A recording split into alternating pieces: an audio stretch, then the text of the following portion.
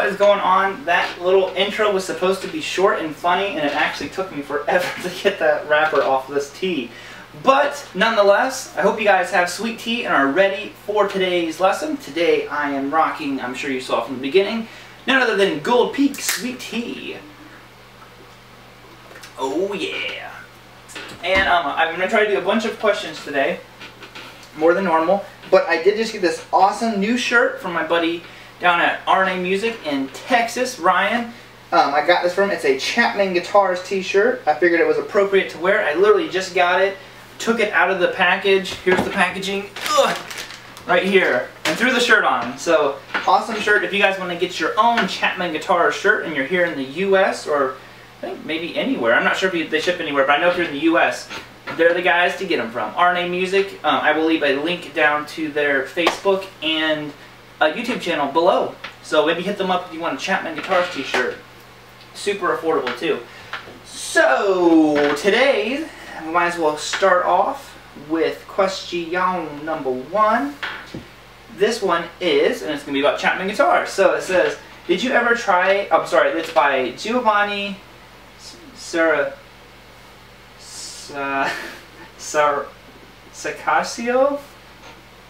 Put it on the screen. So, anyways, it says, did you ever try a Chapman guitar? If you did, what do you think of them? I did try one, and actually the guy that I was just talking about, Ryan, at RNA Music, came to Ohio, and I got to try his Chapman ML2, which if you don't know, there's a picture of it. It's kind of more like a Les Paul style guitar, and I really liked it. For it being, you know, that single cutaway and all that stuff, it didn't feel like foreign to me. It was slightly Strat-like, to be honest. I thought it was kind of cool. It had the 24 frets. I'm definitely a Strat guy, and what I think about the guitar was it was thinking awesome. I loved it. You know, it was real crunchy, but like I said, it didn't quite feel like a Les Paul. It had its own unique kind of feel to it. But I actually have purchased 3 Chapman guitars that will be here, I believe, in August from RNA Music. So another one, if you guys are in the U.S. and you're thinking of Chapman guitars, RNA is the way to go, man. I really trust Ryan. We've been friends for a long time. So I'm getting 2 ML1s. Boom, boom. Well, actually, I'm sorry. I'm getting one. I got one for my wife. She saw it and liked it. So I got her. We both have Antique Burst. And then I'm also getting an ML1 hot rod. It's kind of like just a single pickup, natural body, super 80s. I cannot wait to get those guitars. So, and they will match this shirt quite lovely. So, on to question number 2. I gotta quit saying that, question. Have you guys ever seen Angry Beavers? The cartoon show? That's where I got that from, and I can't stop saying it. This is from John Davis. It says, question, not guitar related, but here it is anyways. Noticed your Van Halen shirt in another video, so I have to ask, who is your favorite Van Halen frontman and why? For me, it's Diamond Dave all the way. Absolutely. DLR is, all those albums completely changed my life. For one, because 1984, when my dad played me Hot for Teacher, it made me want to start playing guitar. So if it wasn't for Eddie Van Halen and David and, you know, Michael, Alex and Michael Anthony, I wouldn't be playing guitar. For all of them, you know, I think they're all just as important. And I remember sitting there learning like all the riffs to like Van Halen 1, Women and Children First, you know, Diver Down, Fair Warning, 1984, Van Halen 2, tons of, I know so many Van Halen riffs and songs and solos, and just, it's got to be Diamond Dave. I mean, 5150 was a great album, and I love OU812. You know, Van Halen 3 was absolutely terrible. Oh, Gary Sharon's one of my favorite singers, but man, I did not like Van Halen 3. So, yes, Diamond Dave all the way, man. This one's from Ryan Heartland. He says, next week on Q&A, can you talk about players who inspired you the most? So, I kind of just talked about one, which is Eddie Van Halen. But there's many other ones who are super important to, I feel like if you would even consider me having a style. I don't really think I do. I just sound like a bunch of other players. But Nuno Bettencourt was huge. You know, then like Richie Kotzen. Paul Gilbert, probably one of the biggest of all is Paul Gilbert. I still steal his licks all the time. And there's lots of other ones. You know, George Lynch is a huge one for me. Vito Bratta. Lots of these 80s guys you'll find. Greg Howe, he's probably in the past like 3 years or something, he became a big influence of mine. And then there's modern players too. Like I think Rick Graham has had a huge impact on me as a player. Just he's so technically proficient, but he's also very melodic and kind of like soulful in his playing too. There's other guys like Nick Johnston, my buddy Michael Ball, Sam Colson. All these guys are really inspiring to me, and for technique reasons. And you know, I mean, I think that Sam Colson, if you're having to watch this video, buddy, what's up, dude? I think he has one of the best vibratos, and he gets that all the time. But you know, every time I hear him bend the strings, it makes me like, man, my vibrato sucks. So all those guys. I mean, there's so many more, like Warren D. Martini. There's jazz players I love, like George Benson, Pat Martino, Larry Carlton. You know, and the different genres, and they're just funk. I don't really know the guitar players' names, but funk music had a huge impact on me as a player. So there's just a few of them.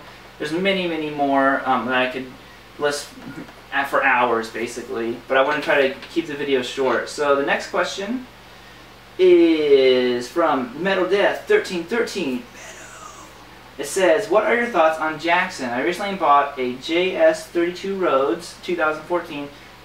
And it hasn't been delivered yet. What is your stand? I actually really like Jackson. You know, Jackson and Charvel, they're very related and all that. There's my Charvel over there. But I actually owned one of the Randy Rhodes guitars for a few years. I don't think I ever made it in a video because I sold it by then.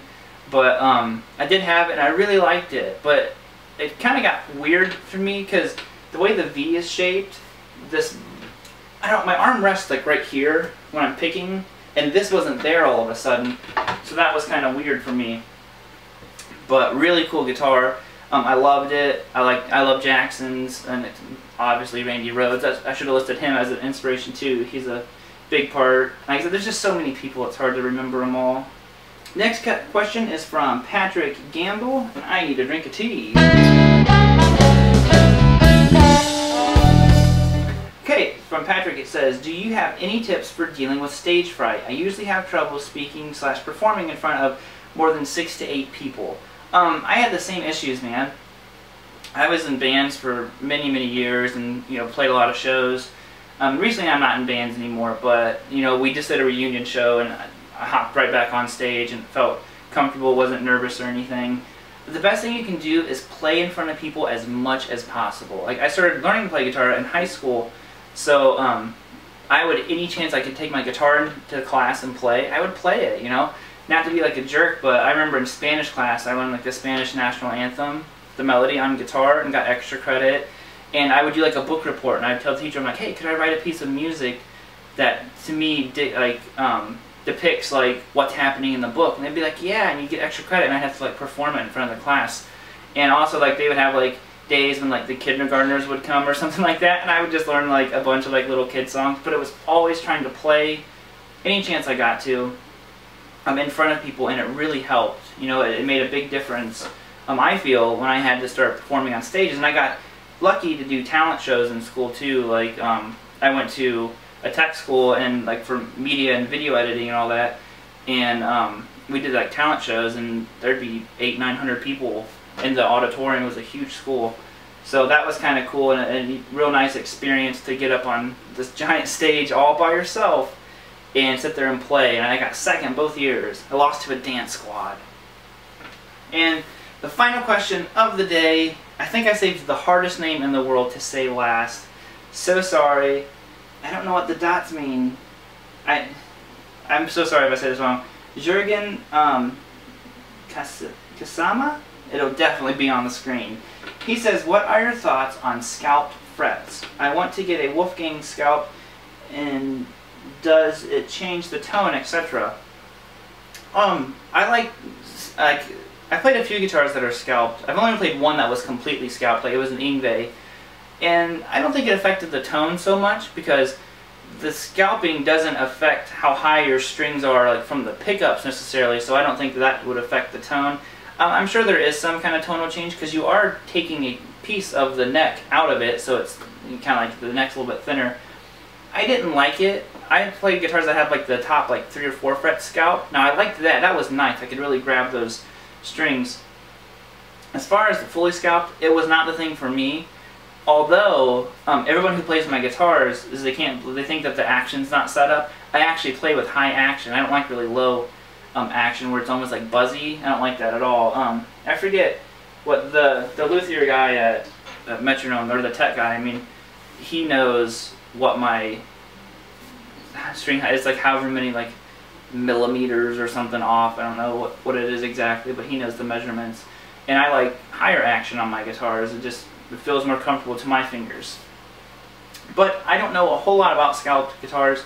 I know that the ones I have played, other than like the higher fret ones, I did not personally like them. But that doesn't mean that they're not good, and you know, Yngwie looks pretty stinking sweet when he's playing them. So, but that will wrap it up for this week's Q&A. Now, if you guys have questions that you would like to appear in next week's Q&A video, or if you need questions about tea, then leave them below. Sorry, I'm like gasping for air over here. But leave those below down in the comment section. I will answer them next week. I'll pick 4 or 5. I think we did 6 comments today, so that's better. We're getting better about these comments.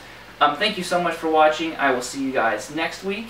Please subscribe, like the videos. Don't forget, if you want if you want Chapman Guitars t-shirts or RNA Music t-shirts, see those links below for my buddy Ryan, and he will get you guys hooked up. Peace out, all you dudes and dudettes. Drink your tea.